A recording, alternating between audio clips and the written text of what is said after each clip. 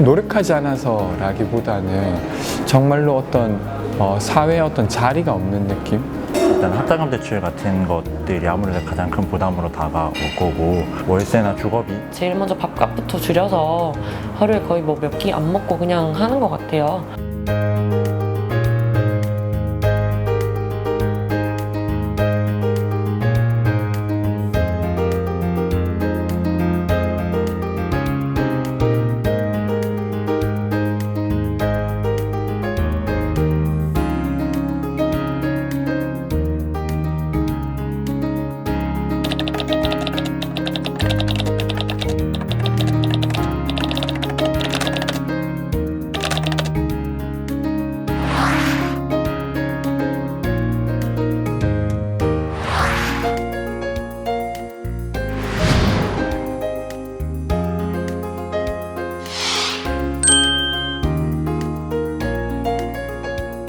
올해는 사실 시범 사업으로 한 90억 정도 예산을 편성했어요. 그래서 사실 대상자가 한 3,000명밖에 안 됩니다. 근데 사실은 이걸 필요로 하는 사람들은 훨씬 더 많겠죠. 그래서 올해는 처음 시범 사업이니까 아무래도 가장 좀 긴급한 대상으로부터 시작하자. 그래서 저희가 이제 가구소득하고 그 구직기간 이 두 개를 합산해서 조금 선정을 했습니다. 그리고 본인이 어떤 일을 하겠다고 이렇게 계획을 내는데 그 계획이 적정한가 적정하지 않은가 정도를 판단해서 선정을 했습니다.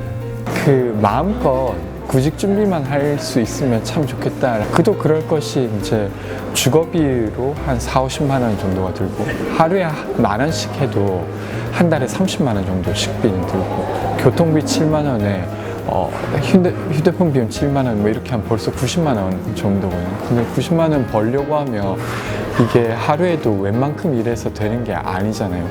진짜 운이 좋아서 학교 도서관 근처에 사는 친구들은 도서관을 이용할 수 있겠죠.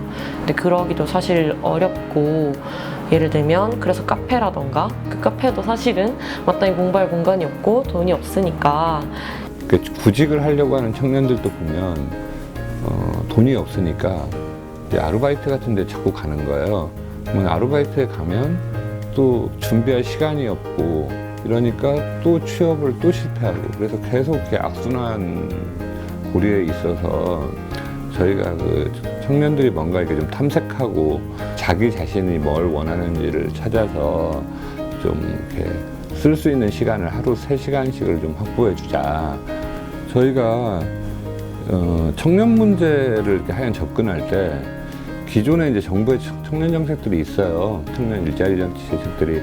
근데 뭔가 이렇게 체감되지 않고 이렇게 그런 부분들이 있어서 이런 문제를 하나 좀 시대가 변했기 때문에 다른 해법이 좀 필요하다. 그래서 저희가 이제 택할 때는 현장에 있는 사람들 얘기를 듣자.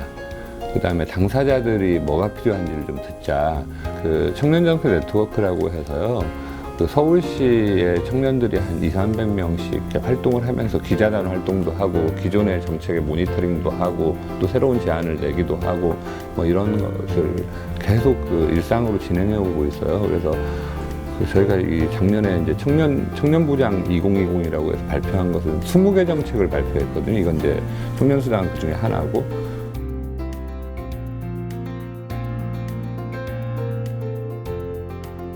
한 달에 50만 원씩 6개월을 받는다고 일할 생각을 하지 않는다라고 하는 그 발상 자체가 사실은 얼마나 그 현실을 모르고 하는 소리인지, 그 돈을 받는다고 해서 어떻게 일을 안 할 수가 있어요. 앞으로 살아가야 될 날이 훨씬 더 긴데. 어려운 청년들에게 50만 원이라는 건 대단히 소중한 정말 생명수 같은 돈이에요.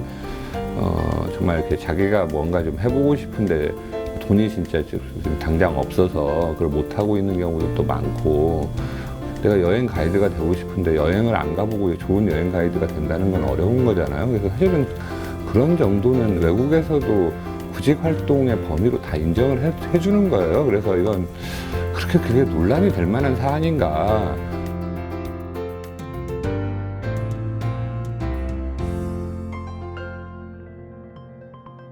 포퓰리즘과 도덕적 해이라고 하는 것을 두고 그것을 막았는데, 지금 발생하고 있는 문제는 개인이 노력하지 않아서 발생하는 문제가 아니라 구조적으로 어떤 소득을 얻기가 어려운 구조에 놓여 있어서 그것들을 좀 해결하려고 하는 건데, 그걸 하겠다고 하는 지자체조차도 막아서고 있는 거니까 정말 그 속이 무엇인지 잘 모르겠는 이런 게 있고. 되게 많은 사람들이 진짜 우리 세대가 힘들다라고 말은 하지만 진짜 어떻게 살고 있는지를 알고 있나? 라는 이런 생각이 좀 들었어요.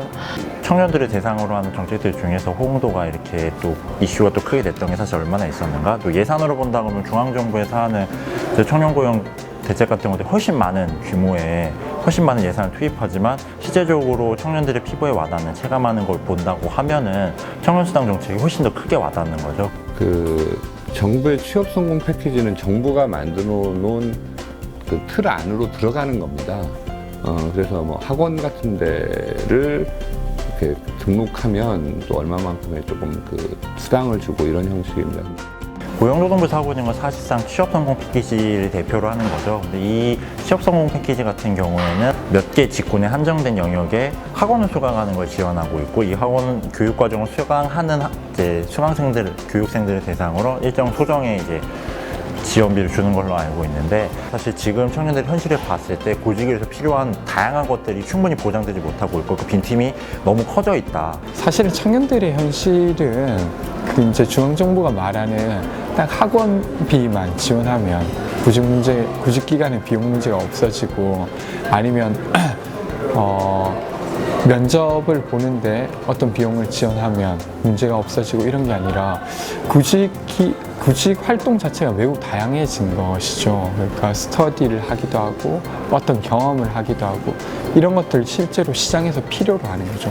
협업 능력, 커뮤니케이션 능력, 도전 정신 이런 것들을 하나의 지표로 해서 필요로 하고 있는 거에 맞춰서 청년들이 준비를 하고 있는데, 그런 준비를 하기 위한 비용들은 전혀 포함되지 못하고 있고 그렇게 하면 안 된다라고 하고 있으니까 답답한 노릇이죠. 네. 지금은 자신의 욕구와 필요라는 것으로부터 자기가 스스로 뭔가를 찾지 않으면 직업 세계에 들어가기가 사실 굉장히 어려운 국면이다. 그래서 취업 성공 패키지는 수많은 청년들의 그 필요에서 보면 진짜 일부를 감당하고 있는 거예요. 그래서 그 나머지 부분을 하려면 그걸 다 학원을 만들 수는 없잖아요. 그러면 이제 본인들이 좀 원하는 활동을 할 수 있게 만들어줘야 된다. 이게 이제 특히 정책의 제일 핵심 부분이고, 어떤 틀 안에 들어가는 것과 좀 가이드를 해주는 정책과 그런 차이가 분명히 있어서 저는 아마 이게 더 효과적일 거다 이렇게 생각을 합니다. 그리고 그 청년들이 요즘에 이제 이게 좀 사회적 논란이 되니까 막 댓글들 같은 걸 읽으면서 너무 많이 상처를 받고 있다는 거예요. 그럼에도 불구하고 그냥 이렇게 서울시 이번 정책이 자기들이 뭔가 하려고 하는 의지를 좀 믿어줘서 고맙다. 사실 청년수당 너무 좀 마음이 아파요. 친구들이 많이 지원했고 구구절절 써가지고 됐는데 이것이 서울에서 이것이 좌초된다고 하면은 다른 지역에서는 애초에 시도조차 할 수 없는 것. 정부 차원에서 정책 중에서 현금을 지급하는 정책들이 많이 있습니다. 기초노령연금도 그렇고 아동수당도 사실은 어떤 계좌에 현금을 넣어주고 어떻게 쓰는지 묻지 않거든요. 근데 유독 젊은 나이대, 어떤 나이대 시민에게만 그것을 다시 증빙하게 해야 된다거나 아니면 제한한다고 하는 건 제가 생각하기에 그 나이대의 시민에게 어떤 편견 같은 게 있는 거죠. 사지가 멀쩡하다고 해서 정말로 일하고 싶다고 해서 일할 수 있느냐라고 질문했을 때 그렇지 못한 게 있는 것이죠. 그건 눈에 보이진 않지만 그렇다고 한다면 그 편견은 매우 부당한 것이 되는 거죠. 저희로서는 지금 서울시가 가지고 있는 모든 정책 수단을 좀 총동원해서 좀 대체해서 좀 할 수 있는 방법은 뭐가 있을까? 또 그 필요가 있다라고 하면 좀 신규 프로그램을 좀 편성해서라도 그대로는 아니지만 저희가 조금 만에 하나 그 대법원에서 가처분 같은 게 인용되지 않았을 때 시간이 상당히 걸릴 거기 때문에 그동안 할 수 있는 방법들을 저희가 최대한 찾아보려고 하고 있습니다. 50만 원이 모든 걸 해결해 주진 않지만 그렇게 해볼 수 있는 시간인 건 맞죠. 모두가 느끼고 있듯이 너무 절박하고 절실한 바뀌어야 되는 상황이면 뭐라도 진짜 해보기 위해서 좀 뭐 서울시든 뭐 하여튼 뭐 정책을 시행하는 사람들에게도 좀 그런 숨통을 좀 틔워줘야 뭔가 바뀌지 않나 이런 생각이 좀 많이 들어요.